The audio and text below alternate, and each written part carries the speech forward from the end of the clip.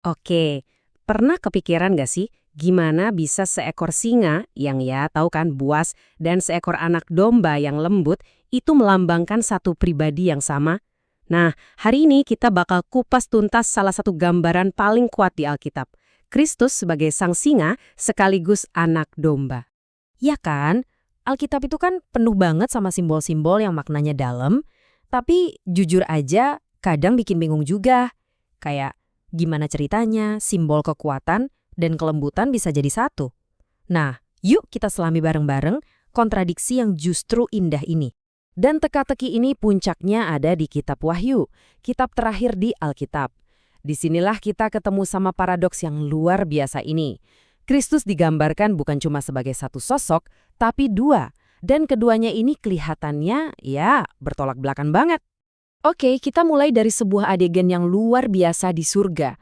Coba bayangin ya, ada sebuah krisis kosmik yang lagi terjadi. Di depan tahta Allah ada satu gulungan kitab yang disegel rapat-rapat, dan nasib seluruh alam semesta bergantung sama isi gulungan itu.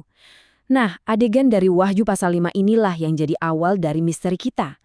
Gulungan kitab ini bukan sembarang dokumen loh. Isinya itu seluruh rencana penebusan Allah. Tapi masalahnya, kitab ini dikunci dengan 7 meterai. Terus ada malaikat perkasa yang berseru di surga, siapa yang layak buka gulungan ini dan meterainya? Tapi yang ada cuma keheningan, nggak ada yang bisa. Dan Rasul Yohanes yang lihat semua penglihatan ini, dia sampai nangis sesenggung-senggungan. Kenapa?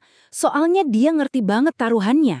Kalau gulungan itu nggak kebuka, ya udah, harapan buat manusia hilang. Semua ciptaan ini rasanya jadi sia-sia, dan rencana Allah tetap jadi rahasia selamanya. Tapi pas lagi putus asa-asanya, tiba-tiba ada secercah harapan. Salah satu tua-tua di surga datang ke Yohanes dan kasih pengumuman penting. Ternyata ada pemenangnya, ada yang layak.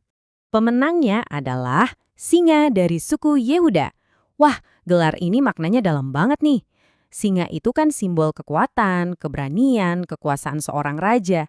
Ini gambaran Mesias penakluk yang emang udah lama banget ditunggu-tunggu. Jadi, kebayangkan semua yang ada di surga, termasuk Yohanes, pasti langsung mikir, oke, yang bakal muncul ini pasti pejuang gagah perkasa. Seorang raja yang bakal hancurin semua musuhnya dengan kekuatan penuh. Tapi apa yang Yohanes lihat berikutnya itu benar-benar di luar dugaan. Nah, ini dia momen plot twist-nya. Disinilah seluruh ceritanya berbalik, dan paradoks yang luar biasa itu muncul ke permukaan. Jadi dia dengarnya pengumuman tentang singa, tapi yang dia lihat dengan matanya sendiri itu beda banget. Dia lihat seekor anak domba. Dan bukan cuma itu, anak domba ini berdiri seolah-olah habis disembelih. Nah, disinilah inti misterinya. Kemenangannya sebagai singa itu justru diraih lewat pengorbanannya sebagai anak domba. Jadi, dia adalah sang penakluk musuh. Tapi di saat yang sama, dia juga penebus bagi kita manusia. Coba deh kita pakai analogi sederhana. Pikirin seorang dokter bedah yang hebat. Buat penyakit, dia itu pejuang yang tanpa ampun kan? Tapi buat pasiennya, dia adalah penyembuh yang lembut banget. Satu orang, dua peran, tapi tujuannya satu, kesembuhan.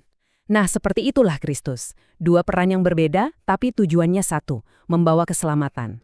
Oke, mungkin sekarang kita mikir, tunggu dulu. Gimana ceritanya anak domba yang disembelih bisa punya kuasa? Nah, penglihatan ini belum selesai. Justru di balik penampilannya yang kelihatan lemah itu ada kekuatan yang luar biasa. Jadi, anak domba ini digambarkan punya 7 tanduk. Dalam simbolisme Alkitab, tanduk itu lambang kekuatan. Dan angka 7 itu lambang kesempurnaan. Jadi kalau digabung, 7 tanduk ini artinya dia punya kuasa yang sempurna dan mutlak untuk menjalankan semua rencana Allah. Dan bukan cuma itu, dia juga punya 7 mata. Dikatakan bahwa 7 mata ini adalah 7 roh Allah yang diutus ke seluruh bumi. Ini artinya apa? Ini simbol penglihatannya yang sempurna. Kehadiran Roh Kudus yang tahu segalanya, yang menjangkau ke semua sudut dunia untuk menyelesaikan rencananya. Oke, jadi semua pembahasan teologis yang dalam ini bukan cuma buat bahan diskusi para ahli ya.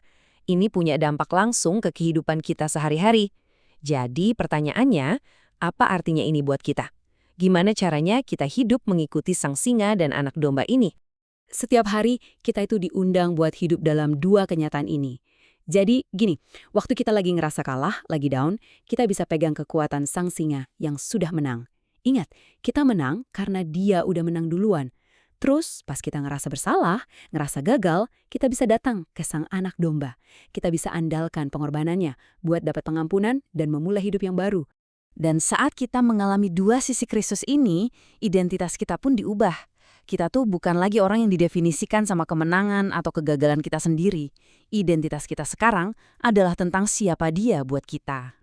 Melalui dia, kita diangkat jadi kerajaan dan imam-imam.